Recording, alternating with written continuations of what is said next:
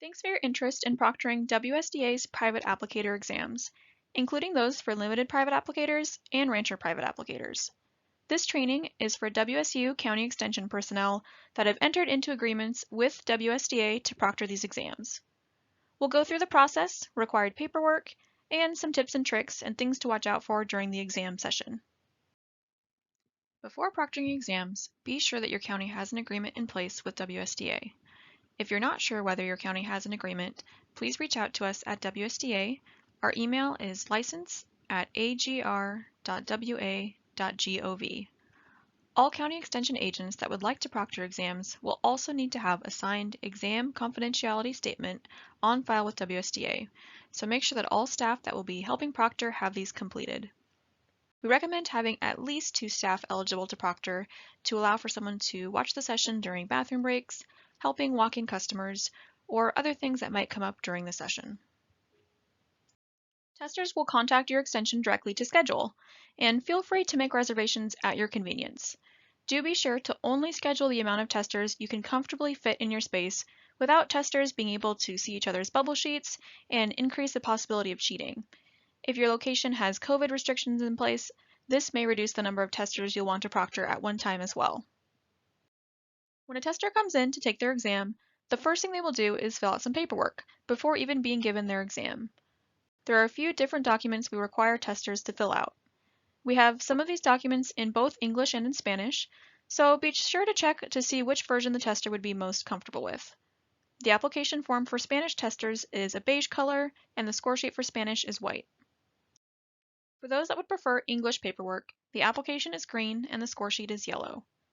Both English and Spanish testers also fill out bubble sheets with their responses, but there's only one version of the bubble sheet, and that's in English.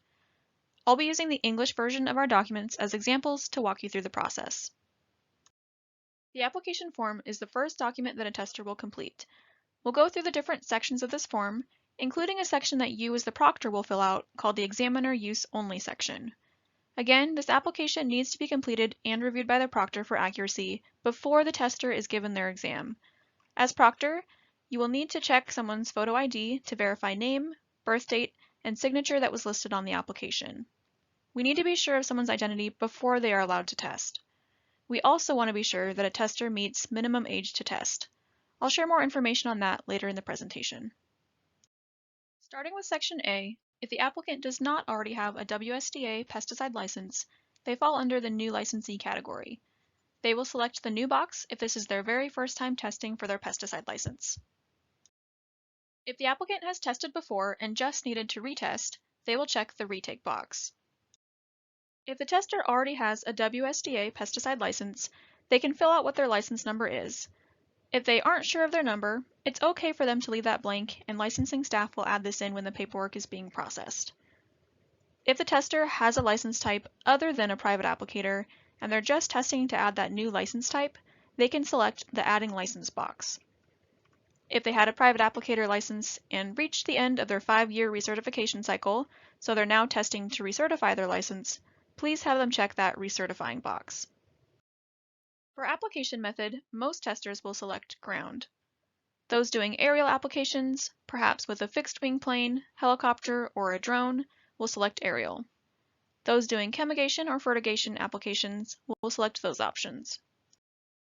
Next, they will select the license type. The license type corresponds directly with the exam they'll be given.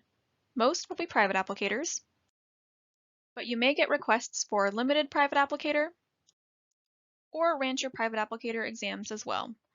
If a tester has questions about what license type they need, please refer them to WSDA. There are very specific requirements that someone needs to meet to qualify for a limited or a rancher private applicator license.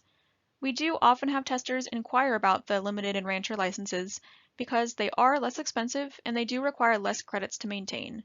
But these licenses are meant for a specific group of applicators, and we want to be sure that individuals take the exams that will qualify them for the correct license type for their needs. WSDA does have a webpage dedicated to limited and rancher private applicator requirements also, so this may be a good resource to suggest to prospective testers if you get questions.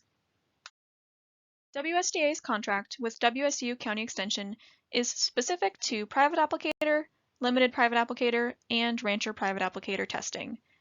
This application form is used in other WSDA testing sessions, so we have all license types listed here, but your testers will just need to use the far right column.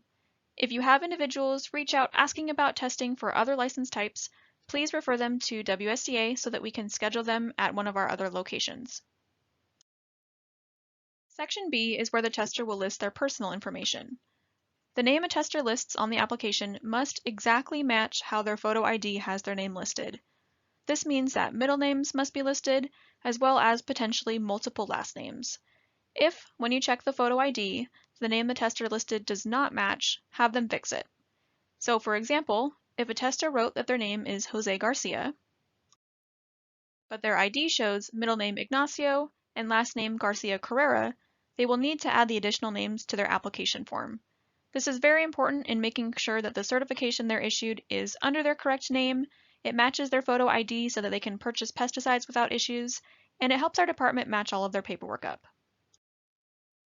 Our application asks for names in the order of last name, first name, middle name.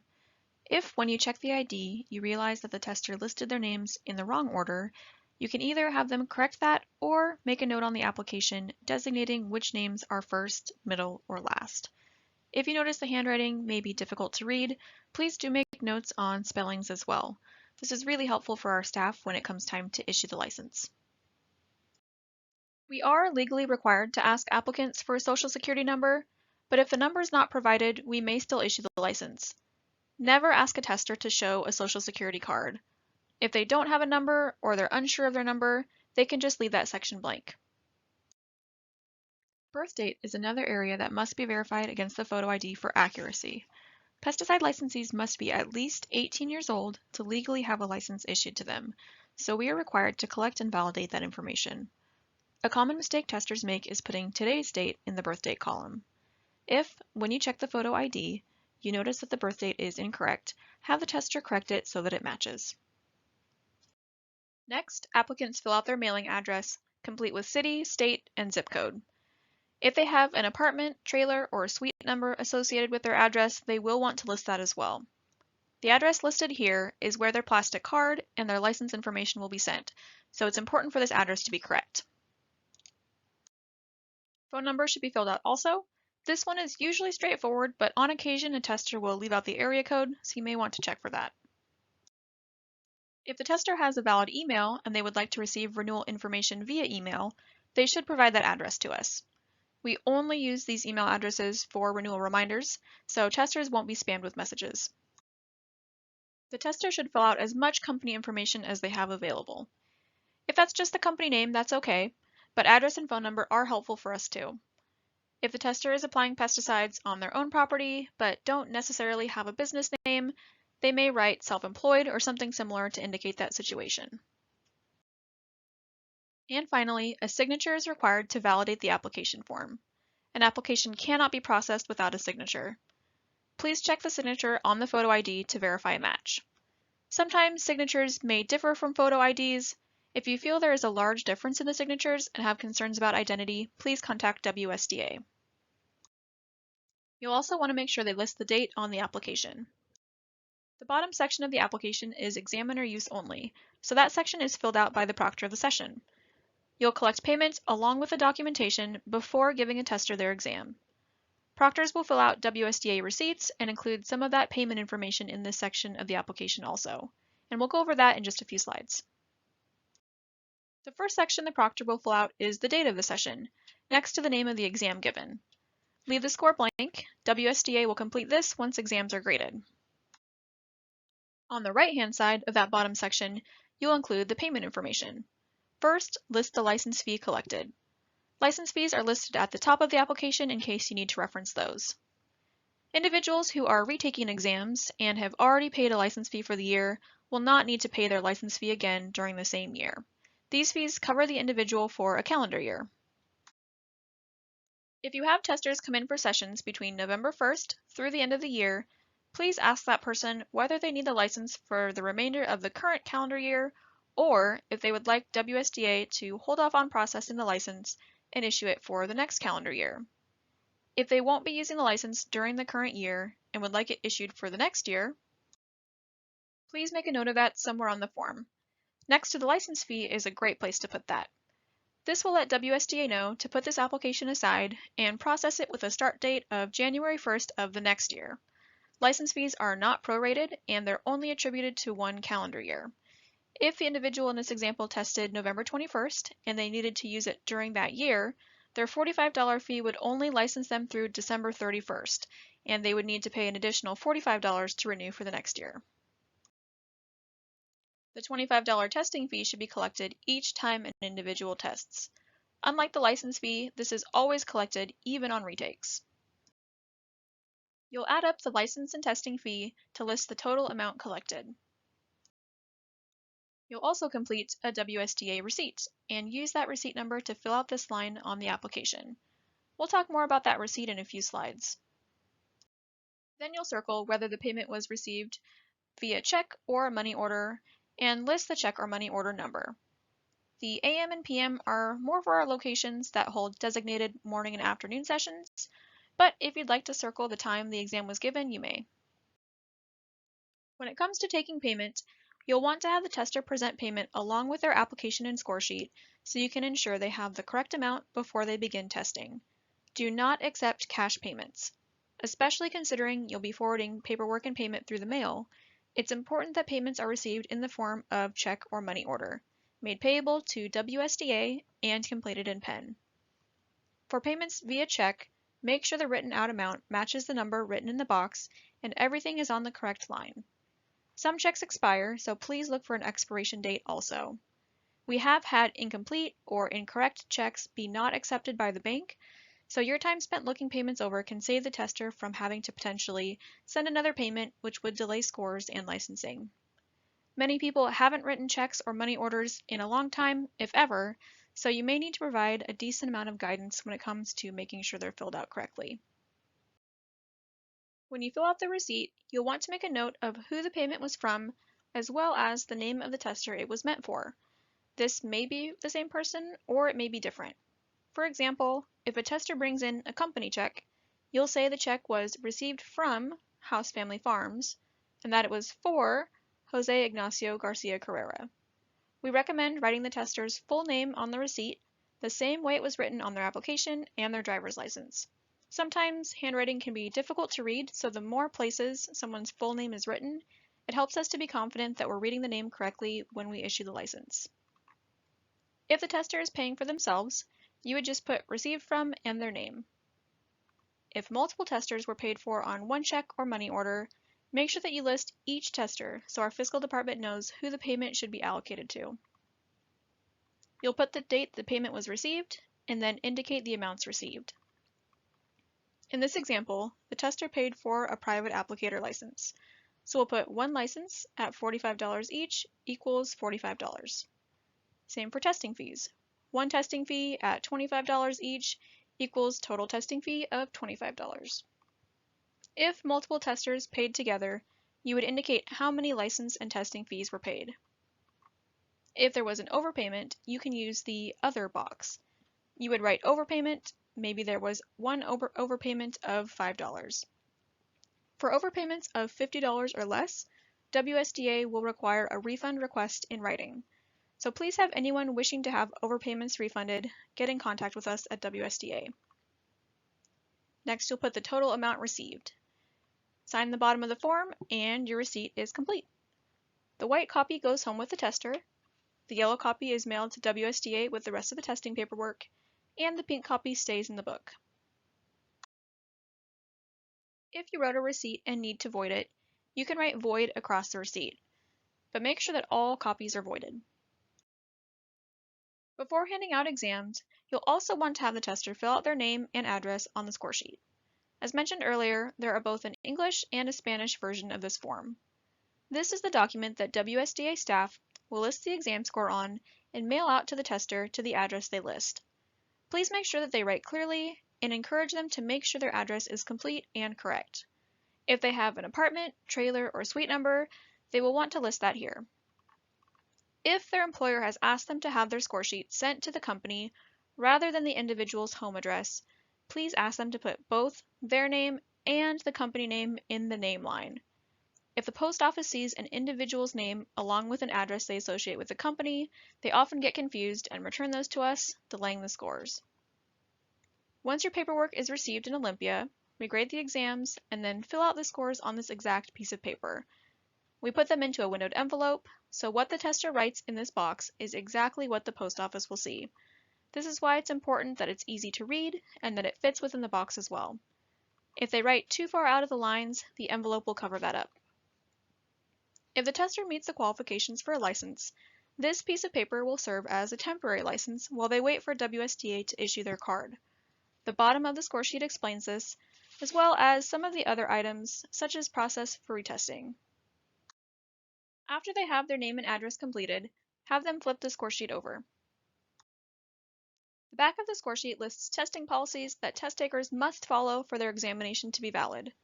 Have the tester read through these, and you may want to go over them verbally with the tester as well. The only items the tester is allowed to bring with them to test are their ID and their payment. They may not use their own calculator, they must use one the extension has provided to ensure they haven't programmed or saved notes in a calculator brought from home. They may not have their cell phones during the exam session either. We recommend having the tester take their cell phone out to their car. If they insist, they may turn the phone completely off and leave it face down on the table where you're able to see it during their exam. Testers may not use notes or study materials during the exam session either. These should be completely put away or in their vehicle. A photo ID is required to test, which, as we went over earlier, you'll check when they have completed all their documents to make sure they have name, birth date, and signatures matching, and that the picture matches the individual also. If they do not have their physical photo ID, you may accept a picture of the ID on their phone. If they do not have an ID to show you, do not allow them to test. They must reschedule or go retrieve their ID and come back if you have the time to allow for that. We do allow testers to take an emergency restroom break, but they may only go straight to the restroom and back to the exam session. If the tester leaves the building or goes somewhere other than to the restroom, their exams should be voided. They also may not be referencing study materials or using their cell phone during a restroom break. If you observe a tester looking at notes, manuals, or their cell phone during a break, immediately take their exam and let WSDA know. If you have multiple individuals testing at the same time, they may not talk with each other while they have their exams. If they need to ask another person for keys to a vehicle, for example, have them check in with you first. If testers talk with each other, or you notice them working together or sharing answers, this is considered to be cheating and exams should be removed. Again, let WSDA know right away in that situation. Testers are required to turn in their exam booklets and their bubble sheets when they're finished. They should not have notes written anywhere other than the back of their bubble sheet, which we'll go over shortly. The tester may not make notes elsewhere, and attempting to remove exams or exam questions and notes is a violation and should result in voiding of scores. Lastly, it is within Proctor's rights to refuse to allow an aggressive or disruptive person to test. Acting in such a manner is a violation of our testing policies.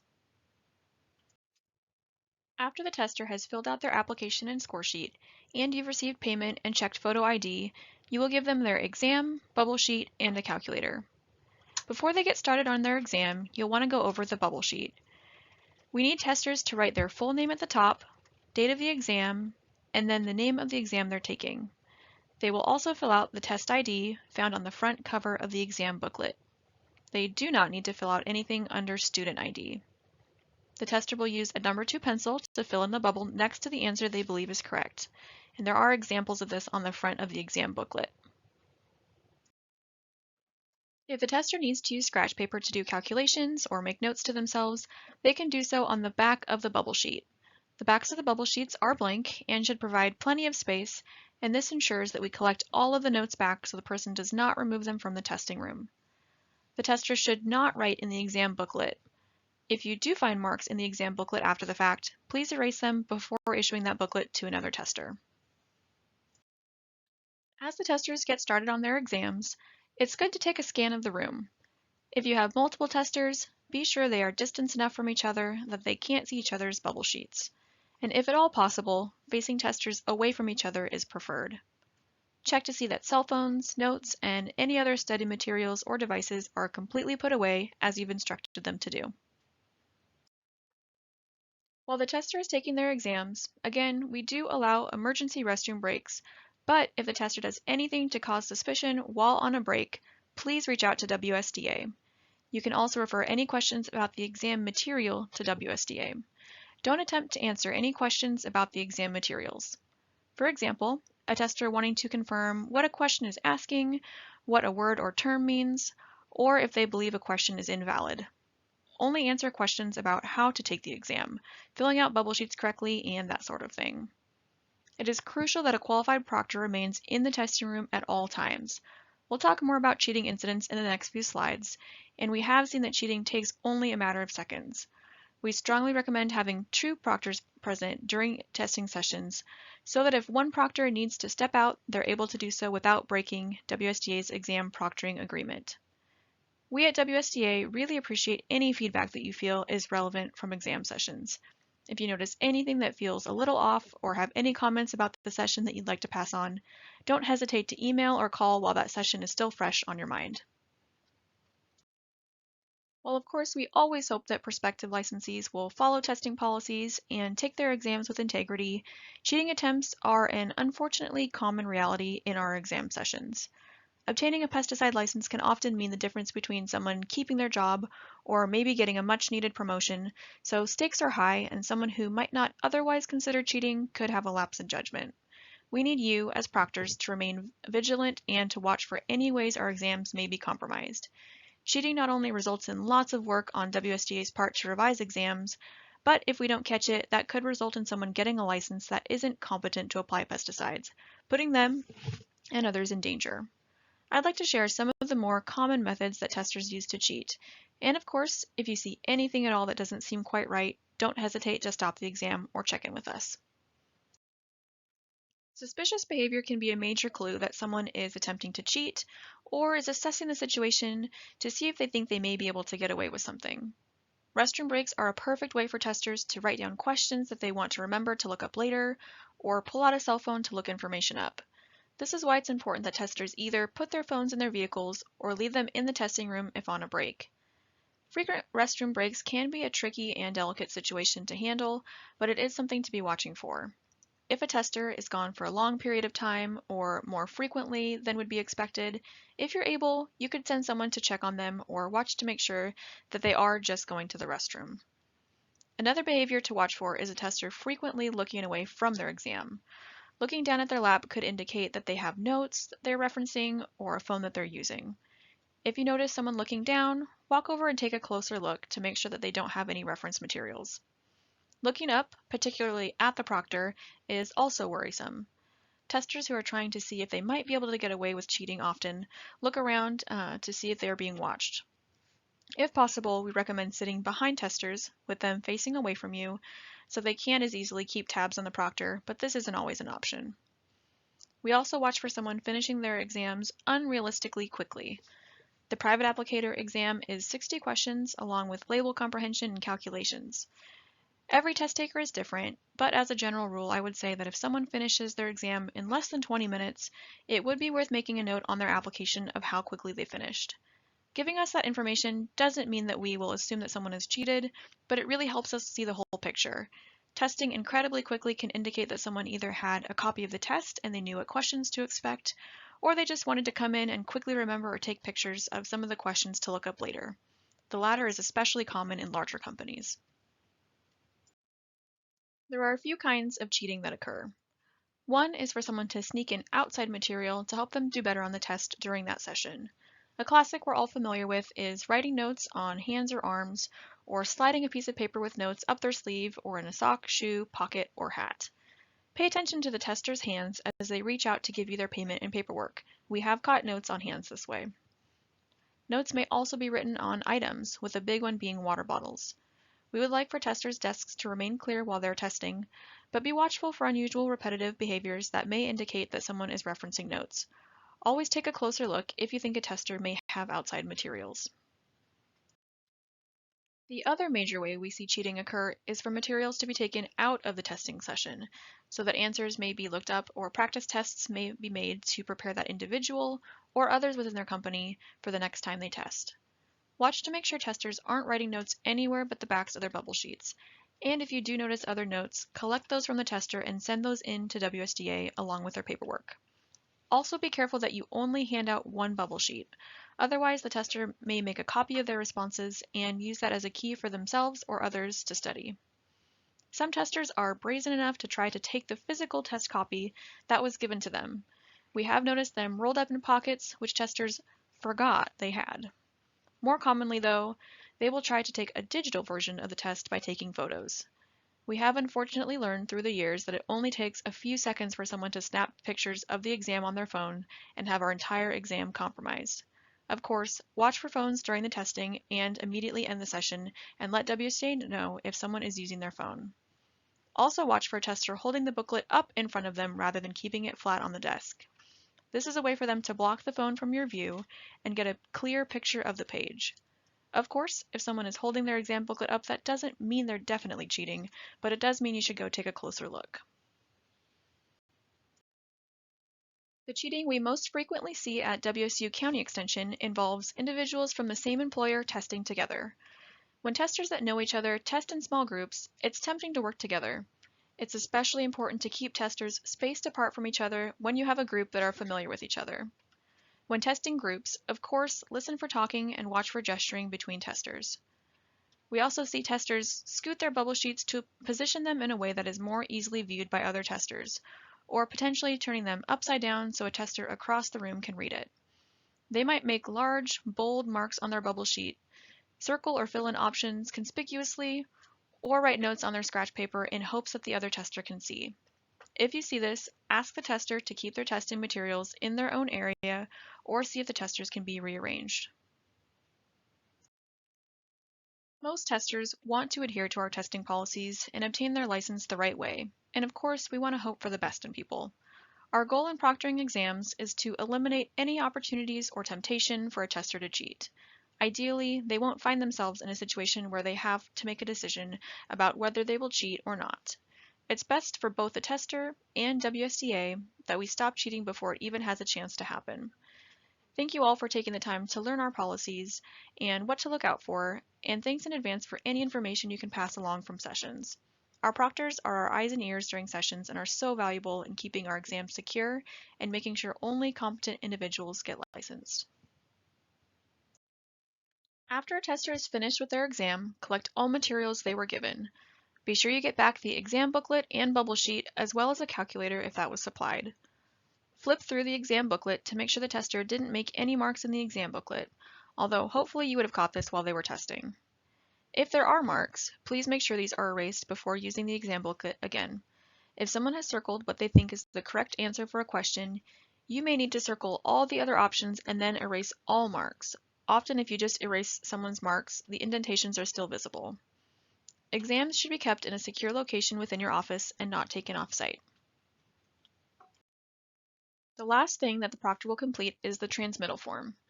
You'll mail this in with all the paperwork.